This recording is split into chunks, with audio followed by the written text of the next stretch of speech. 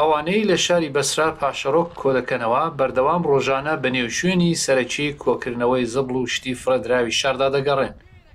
ئەوان بەرهەڵستی ئەو بربەستانە دەبن کە لە ماوەی بڵاوبوونەوەی ڤایرۆسی کۆرۆنادا دیاری کراون بۆ ئەوەی سڵامەتی خەڵک بەپارێزرێن.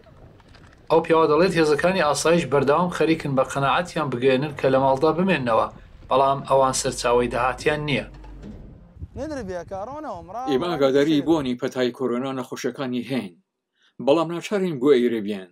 لێرە کەس نییە پارە بە کەسێک بدات کە لە ماڵدا دانێشێت. ئێمە مۆچەمان نییە، کارمان نییە، بێژگە لەخوا کەسی ترمان نییە.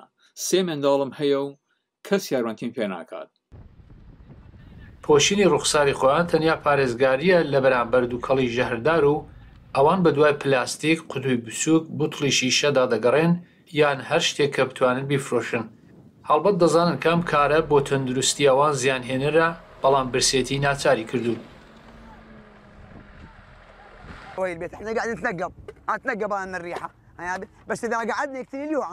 ئێمە لەبەر بۆگان دەمامەک دەپۆشین. بەڵێ دەتوانم لە ماڵدا بنیشم و کەرەسەی دژە میکرۆب بەکار بێنم، بەڵام چۆن دەتوانم بژیان؟ پارەی ژیان لەکوێ بێنم؟ چی بکەم؟ 2 ژنم هەیە و هەر کامیان لە ماڵی خۆیانن و 7 منداڵم هەنا.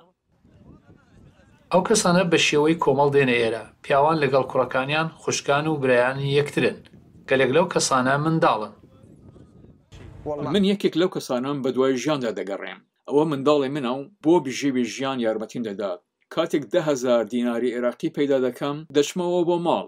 دەزانی ئەوە منداڵی منە، ئەوە تەنیا کەسێکە یارمەتیم پێ دەکات. بە شێوەی مامناوەندی 500 بنەماڵە ژیانی خۆیان لە ڕێگای هەڵگرتنەوەی پاشەڕۆک و شتی فرەدراو لە بەسرا تێدەپەڕێنن. ئەو شارەکە بە نەوت دەوڵەمەندە کەسێک کە کاری وا دەکات ڕۆژێ 8 بۆ 15 دلار وەدەستدێنێت. هەر ڕۆژەی 400 لۆری 1200 تۆن زبڵ و خاشاک لەو شوێنە سەرەکیەی شار هەڵدەڕێژن.